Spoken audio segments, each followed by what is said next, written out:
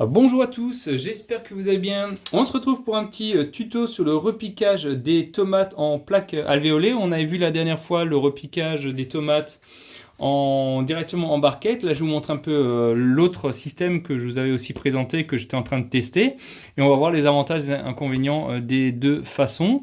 Donc là, on peut voir qu'on a des tomates qui ont été semées il y a un peu moins d'un mois à peu près. Et celles-ci, elles ont déjà un peu plus longtemps, hein. Elles ont peut-être 3 semaines de plus. Alors, on peut très bien voir sur celle-ci, juste avant qu'on rentre dans le vif du sujet.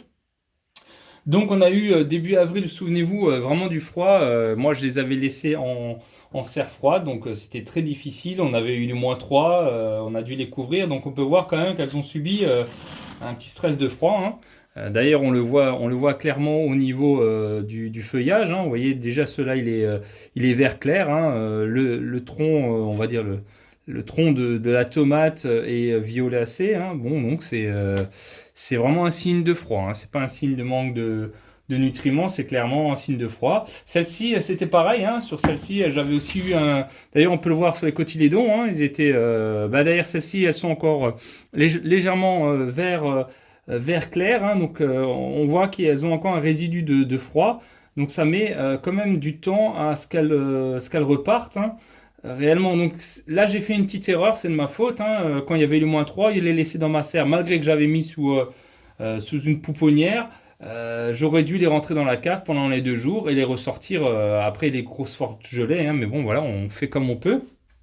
Mais voilà, c'est juste pour dire que quand elles subissent un stress, il faut savoir que la plante met au minimum une semaine et demie avant de repartir, hein. Donc déjà, elle va recréer un feuillage vert. Donc elle va d'abord faire ça et après elle va repousser. Donc on perd une semaine, voire presque 2 semaines quand on subit un coup de froid, ce qui est vraiment dommage. Mais bon, voilà, on fait comme on peut, comme je dis toujours, hein. Donc voilà, ça c'est, elles ont un peu plus tard, hein. Alors pour les plaques alvéolées, donc cela, voilà, on est le 17 avril aujourd'hui où je tourne cette vidéo. Elles ont ouais, moins d'un mois, elles ont 3 semaines environ. On va pouvoir commencer à les repiquer en godet.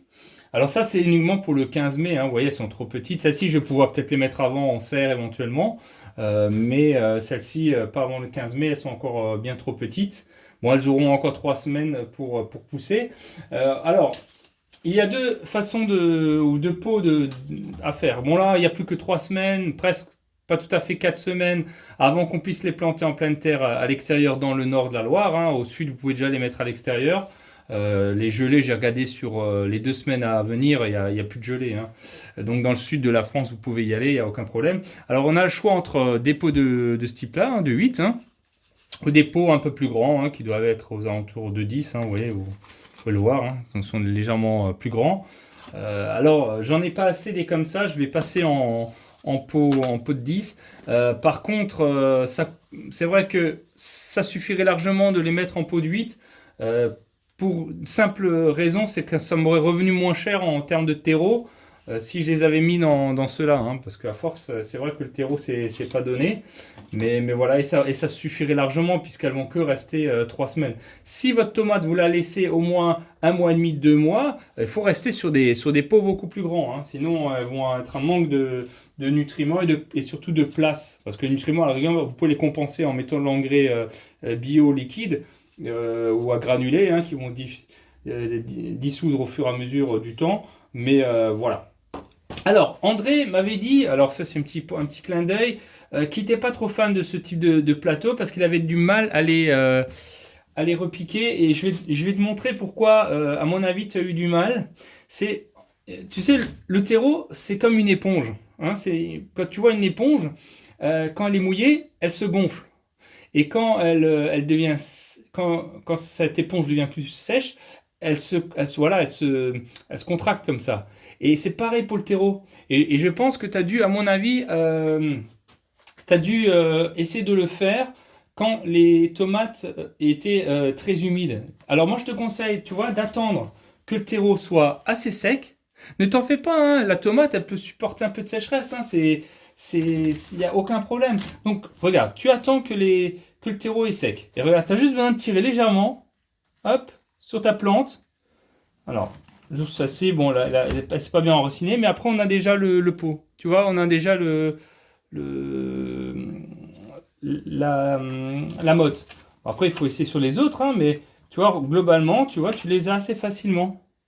Tu vois, quand ton terreau il est assez sec, là on a une belle motte. C'est vrai que j'aurais pu encore un petit peu attendre, hein, un peu plus longtemps, je t'avouerai, c'est vrai. Hein, j'aurais pu encore attendre une semaine, que l'enracinement se fasse un peu correctement, mais là on est vraiment limite. Elles ont besoin d'avoir un bon terreau parce qu'elles ont subi un stress, donc je vais faire ça. Donc attends que ton terreau soit sec pour les rempoter, d'accord? Tu attends euh, elles soient un peu plus grandes que ça, et tu attends que ton terreau soit sec, et après ça va s'enlever assez facilement, et puis en bas tu peux un peu presser, tu vois. Tu montes, voilà, et hop, tu as ta motte. Tu vois, c'est très facile. Alors, l'avantage, moi, je trouve, hein, au niveau des plaques alvéolées, c'est qu'elles subissent moins de stress. Hein. Donc elles ont déjà leur motte.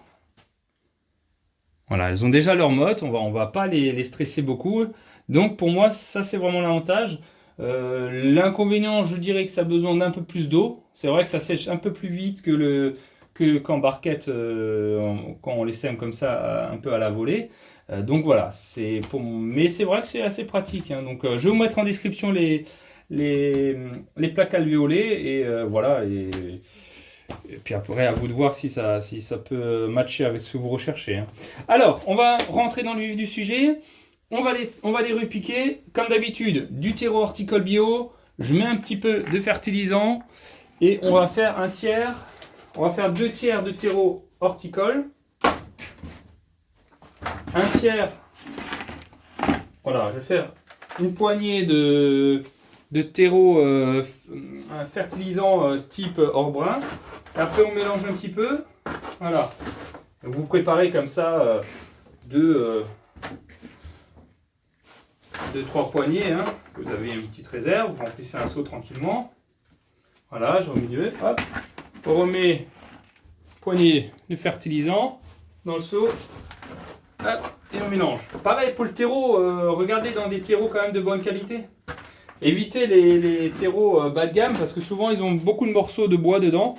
Donc il n'est pas assez décomposé. Donc moi je trouve que c'est moins intéressant. Vraiment, attendez. Hein. Alors on prend c'est pareil. Vous avez 2 façons de faire hein, pour les repiquer. Soit vous remplissez votre godet, vous faites un trou avec le doigt et vous plantez. Vous enfoncez carrément votre tomate dedans. Soit vous faites comme moi, je remplis un peu de terre. Voilà, je remplis un petit peu de terre. Alors, je vais mettre ça comme ça, juste un peu reculer tout ça.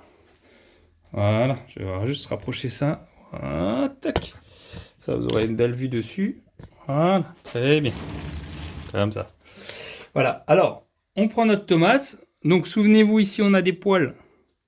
On a des poils tout le long. Donc ça va s'enraciner au fur et à mesure.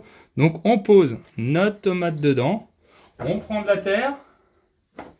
On met à droite, à gauche, comme d'habitude. On tasse un peu.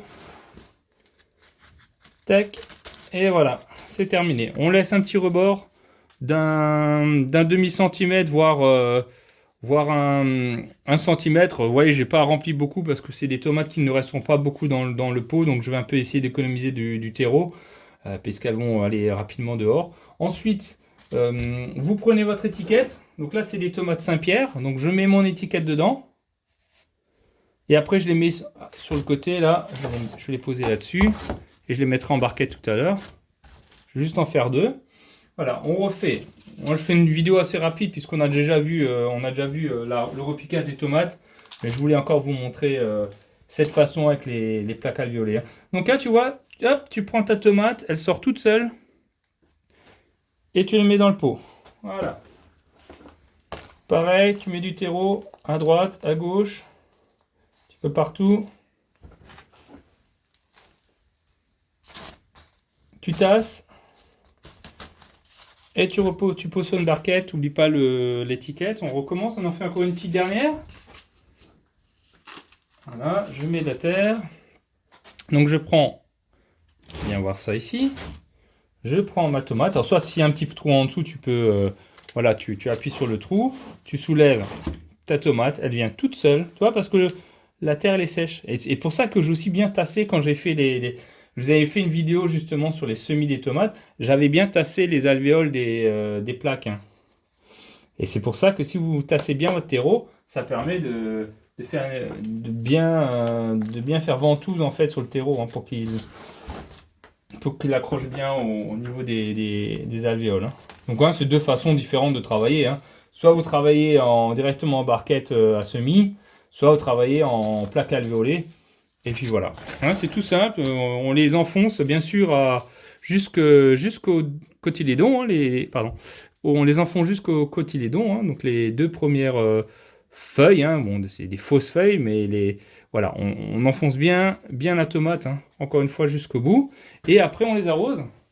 Et ça c'est pareil, hein. L'arrosage très important, je dis toujours, le premier arrosage c'est le plus important. Et après on va vraiment aller sur le pourtour de la tomate. Évitez d'aller sur le feuillage, c'est un peu mieux, ça évite de les blesser. Mais encore là, elles vont pas subir trop de stress parce que comme elles sont en plaque alvéolée, elles sont pas en racines nues, hein. Le problème quand on les fait en barquette, on est souvent en racines nues et alors on utilise ce genre d'outils pour prélever les tomates et régulièrement vous pouvez avoir des tomates qui se retrouvent à nu au niveau de la racine. Donc voilà. Et vous arrosez ça 2-3 fois. Et après, votre tomate, elle est terminée. Elle est plantée. Vous voyez, il y a l'eau qui sort là en dessous. Hop. Donc notre terreau, il est bien saturé en eau. Donc ça suffit, il n'y a pas besoin de faire plus. Et après, je vais les poser en serre froide, hein. Bon, là, j'ai regardé les météos, donc ça va, il ne va pas y avoir de gelée. Au pire, si on a encore des gelées et qui sont en serre, vous les couvrirez avec un voile de forçage ou d'hibernage. Le temps de la gelée, de la nuit, hein, parce que généralement en journée ça va, ça remonte. Bien sûr, on ne les plante pas à l'extérieur avant le 15 mai, tout ce qui est nord de la Loire. Voilà. Donc attention là-dessus, hein, c'est quand même fragile des tomates. Attendons le 15 mai au nord de la Loire pour les planter à l'extérieur.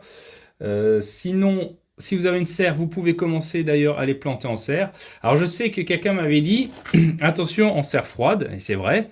La température extérieure est souvent la même que l'intérieur la nuit, surtout la nuit, hein, quand il n'y a pas de froid, quand il y a du froid.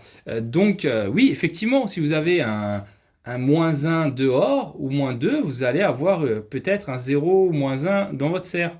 Mais si vous avez une gelée blanche, 0 degré, ça ne devrait pas geler. Mais comme il faut être un peu stratège quand on fait du jardinage, il faut regarder un petit peu la météo. Si vous voyez que qu'à la météo, au bout de 2 semaines, là, ils veulent pas de gelée, vous pouvez les mettre vous pouvez les planter en serre froide, il n'y a pas de problème. Au pire, s'il y a une faible gelée, voilà, vous mettrez soit une cloche en plastique par-dessus, ou alors vous mettrez un petit voile d'hivernage, juste le temps de la nuit de la gelée. Parce qu'en journée avec le soleil, ça monte une serre, même si vous avez 5 ou 10 degrés à l'extérieur, je vous garantis que sous serre, vous avez facilement 20 à 25 degrés, hein, sans aucun problème. Donc voilà, c'est tout, hein, c'est une petite vidéo assez rapide. Sinon, il faudra penser à leur donner un peu de nutriments durant la saison. On fera à nouveau une vidéo un petit peu comment on va entretenir nos tomates. Mais sinon, c'est assez facile, hein, pour les tomates. Quoi vous dire de plus que je sais à peu près tout dire, hein, pour le repiquage des tomates et on va les laisser comme ça un petit peu. Alors si vous n'avez pas de serre, vous les rentrez le soir. Vous les sortez en journée, vous les rentrez le soir, hein. J'ai fait encore aussi une autre vidéo là-dessus. Donc, vous n'avez pas de serre, vous les sortez en journée, vous les rentrez le soir, et pareil, le lendemain, le matin, vers 10-11 heures, quand la température est plus clémente, vous les sortez dehors, et après vous les rentrez de nouveau dans votre garage la nuit, hein. On ne peut pas encore les laisser, là par contre les nuits sont encore trop fraîches, je vois qu'il y a 2, 3, 5 degrés, donc ça c'est un peu trop froid pour les laisser dehors, hein. Voilà, en tout cas j'espère que cette petite vidéo vous aura plu. Et ça vous aura donné aussi du goût à jardiner, parce que c'est très très important. On va le voir je pense dans l'avenir. De toute manière, il faudra aller sur l'autoproduction de nos propres légumes, parce que tout devient de plus en plus cher, de plus en plus rare. Et vous allez voir que l'avenir, c'est vraiment de cultiver soi-même nos légumes. Et j'espère en tout cas que cette vidéo vous aura plu. N'hésitez pas à vous abonner. Vous êtes nombreux et nombreuses à regarder mes vidéos, mais encore trop peu d'abonnés. Et c'est vraiment dommage parce que c'est vraiment les abonnés avec l'algorithme de YouTube qui permet de faire connaître ma chaîne, mes vidéos pour des personnes qui aimeraient se lancer dans le jardinage. Voilà, donc je vous prie de bien vouloir m'aider à vous abonner à ma page, liker, commenter. Hein, n'hésitez pas à mettre un petit peu votre potager, comment que ça se passe chez vous. Et puis on peut bien sûr dialoguer ensemble. Hein. Voilà, prenez soin de vous. Je vous dis à très bientôt. Si vous avez des questions en commentaire j'y répondrai sans aucun problème. Et puis regardez encore mes autres vidéos. Vous aurez tout. Vous avez un tuto complet sur le repiquage encore des tomates en barquette, donc vous pouvez vraiment aller encore regarder là-dessus si ça vous le met. Je vous mettrai justement le lien dessus. Hein. Voilà, à très bientôt pour de nouvelles aventures. Ciao!